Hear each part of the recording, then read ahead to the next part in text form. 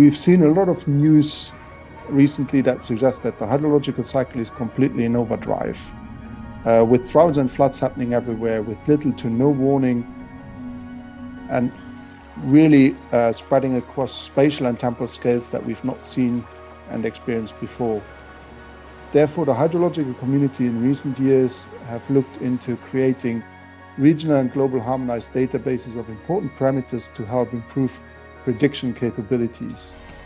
And machine learning is just one of the tools that could be game-changing. But so far, what the community has done is looked at rather simple models or even LSTM-based models, but those are not the right tools for explicit representation of uncertainty in hydrological prediction, which is actually what is needed to make better warning systems. So here I would really like to thank our partners, subject matter experts, faculty, and of course the amazing research team for helping pave this way.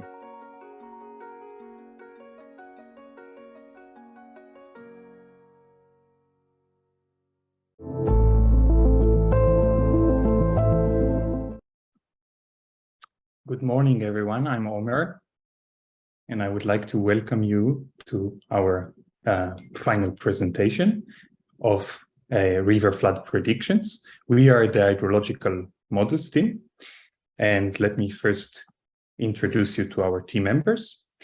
At the top, you could see the researchers: Mano, Mr. Robot, myself, Mr. Time Series, Joanna, Miss Astro, and Kike, Mr. Sentinel.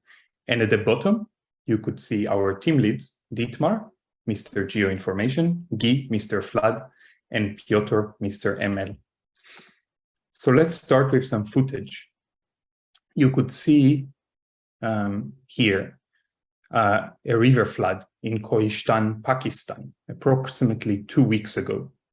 This is a devastating river flood, and our project is aimed to help emergency agencies prepare better for such floods like you have seen here.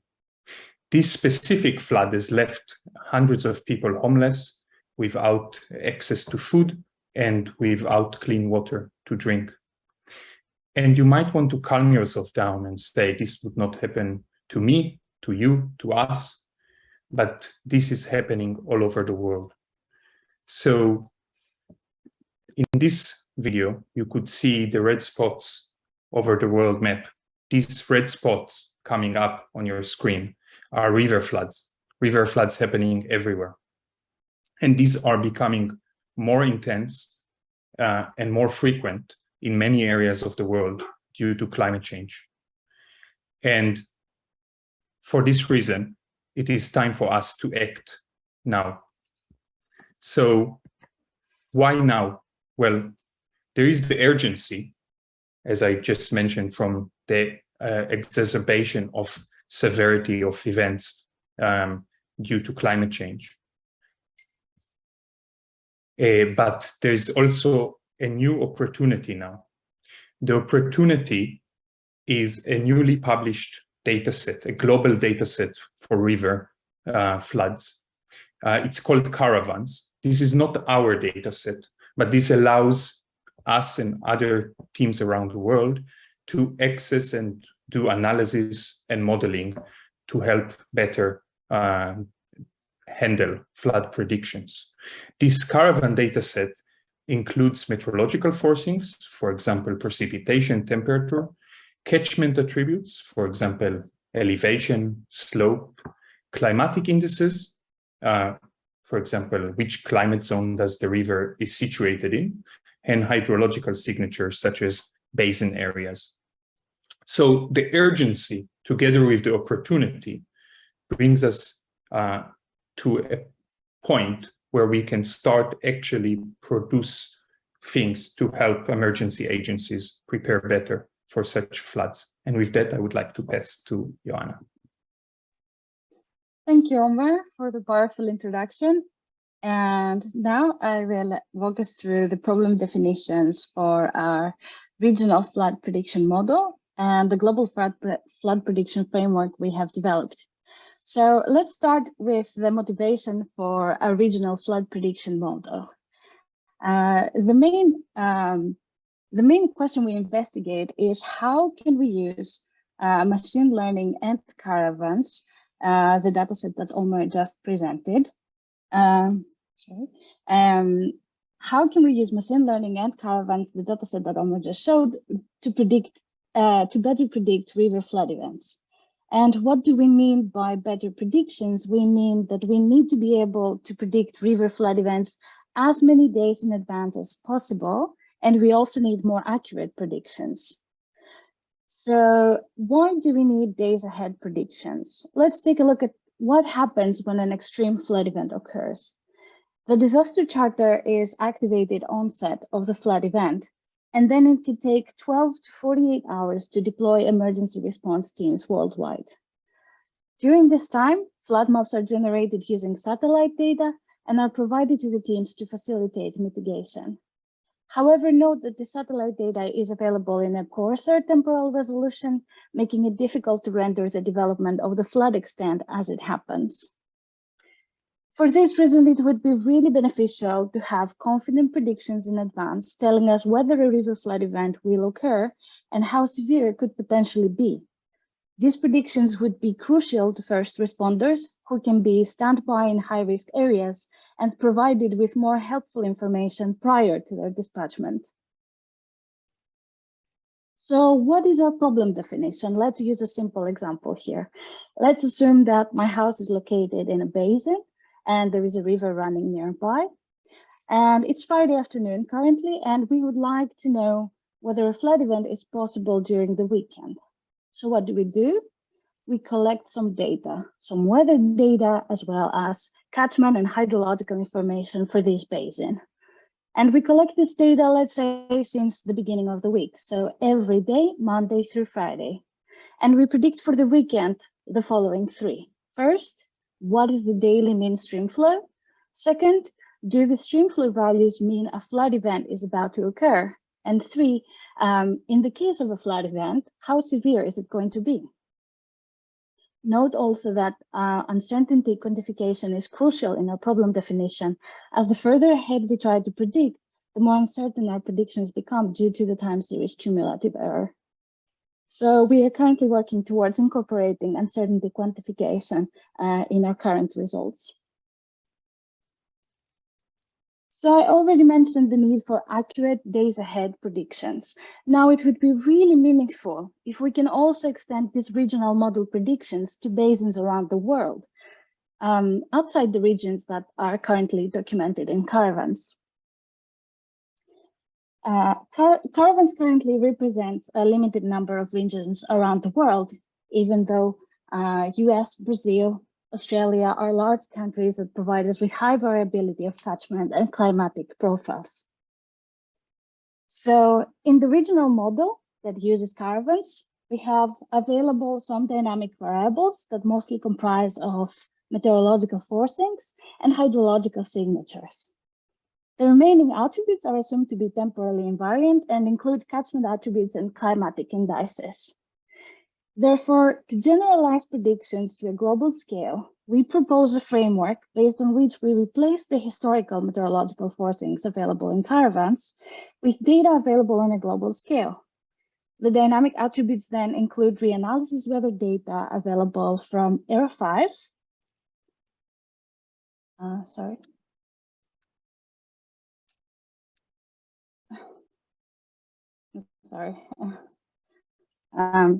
Yes, so we basically replace the dynamic attributes available in caravans with reanalysis weather data that are available in ERA 5, as well as hydrological signatures from the Global Runoff Data Center, the GRDC. And in addition, the static attributes are all available in the HydroAtlas dataset on a global level. One last thing worth noting here is that it would be really interesting to extend this current pipeline we have to use near real-time dynamic input in the future, as well as incorporating forecasted meteorological data from, for example, from NOAA. And now Manu is going to walk us through our machine learning pipeline. Thank you. So thank you guys for walking us through the needs and challenges of a global flood prediction model. We are really excited to share with all of you Floodcast AI. Floodcast AI is a framework for training machine learning-based global flood prediction model. The models that are trained will be trained on the raw data that is collected from caravans, and then we do an evaluation split. We do holdout and stratified split. These splits ensure that our model are trained and evaluated and are generalizable to unseen gauges as well as unseen climates. Then we chunk our data into smaller portions. These smaller portions ensure that our pipeline can work on any computer. And then finally, we train our models. These models are trained to predict the streamflow values of the future. And then we have evaluation of our models. This pipeline is used to train the model in Floodcast AI. Using this, we train 4 different models. We have a baseline linear regression, we have a baseline random forest, and on top of this, we have a deep Markov chain neural network. This deep Markov chain neural network predicts the mean and variance of the streamflow values.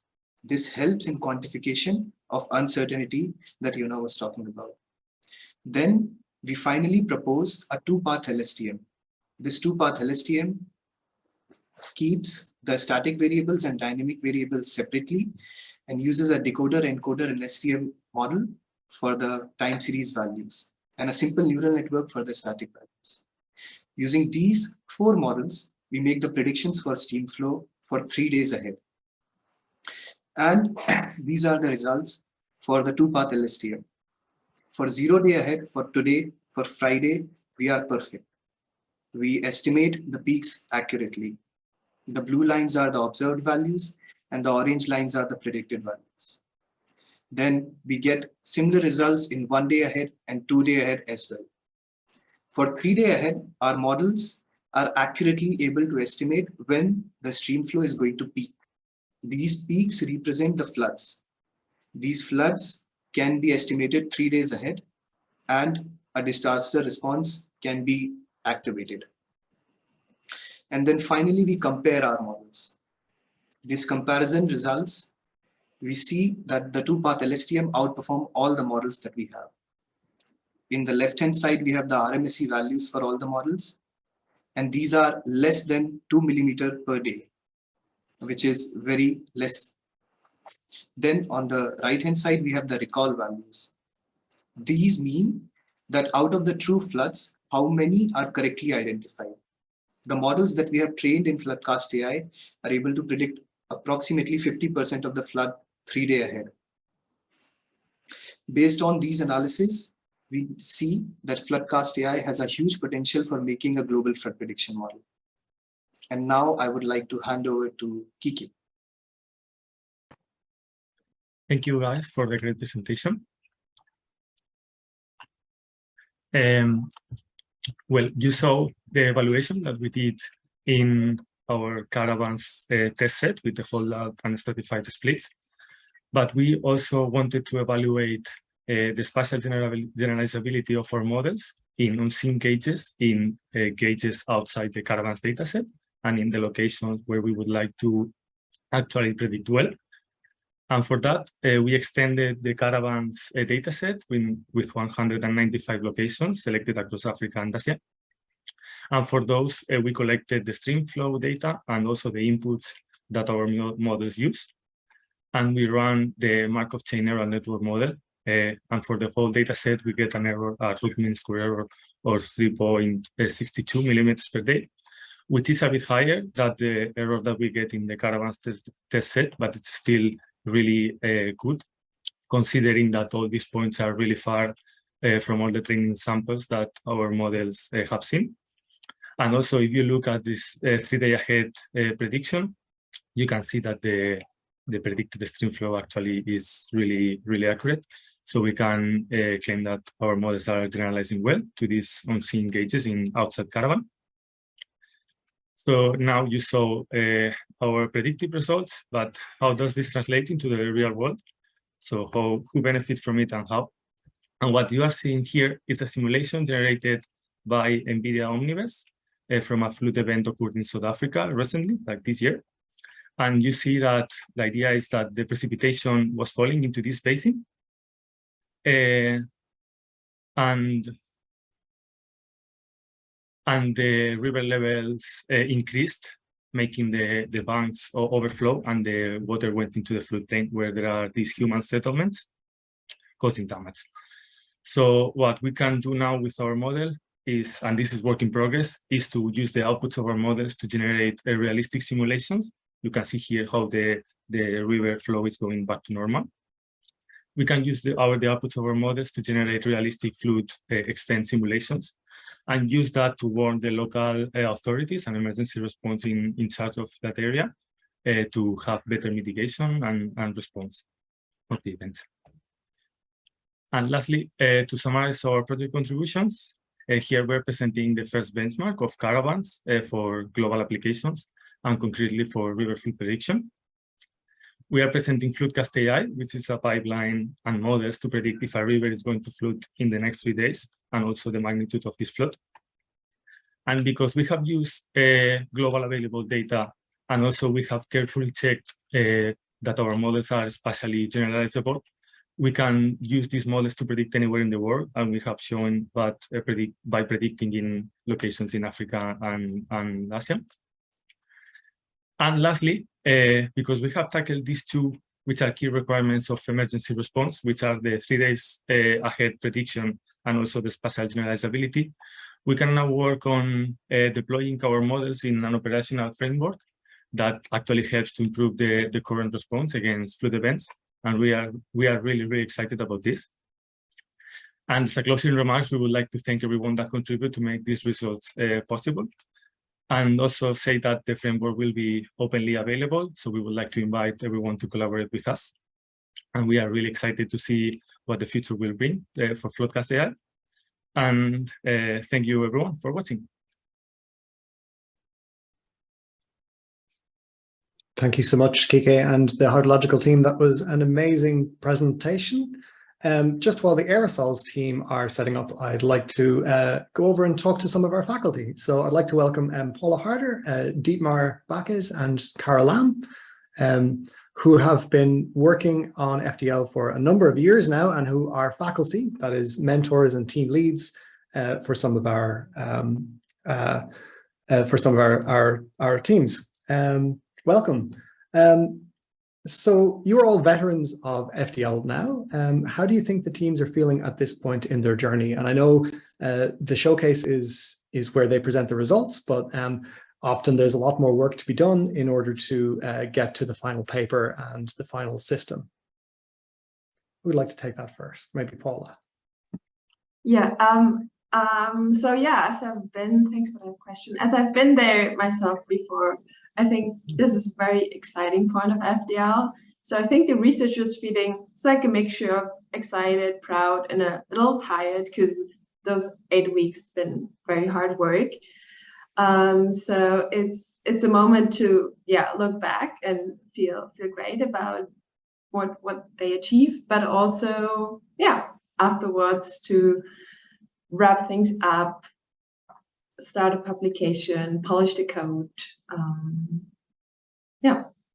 But I think we have a lot of reason to be proud of the researchers. Absolutely. Yeah. Cara, you've been getting up very early in the US to support the European teams. Do you think it's all been worth it? Sorry, do you mind repeating that? Oh, no, I'm just saying you have been getting up very early and putting in long hours to support the teams from the US to Europe. How do you feel? Has it all been worth the hard work? Yeah, it's been great. I think especially the last 2 weeks to just see all of the hard work the team has been putting in pay off as they get their machine learning pipeline finished, or there, and have all of these results coming out that they're going to be showing next. So that's been super exciting to see, is just seeing everything come together now at the end, and seeing that just how much progress the team has been able to make over the past 8 weeks, because it was just really quite a bit of work for everyone on the team, but they all contributed a huge amount over these past 8 weeks. So that's been really exciting to see. Yeah, great. And just to point out as well, I mean, I know that you've been involved for a lot more than 8 weeks in the sense that, you know, we've started spinning up this at the start of the year, and it's really a year-long cycle. So the team won't go put their research to bed, if ever, until September or after. Dietmar, just before we go over to the aerosols team, what is some advice that you might have to offer for the teams as they go forward after this showcase? Okay, we've done it once. So at this point in time, it's certainly great to be proud and look back on the last 8 weeks.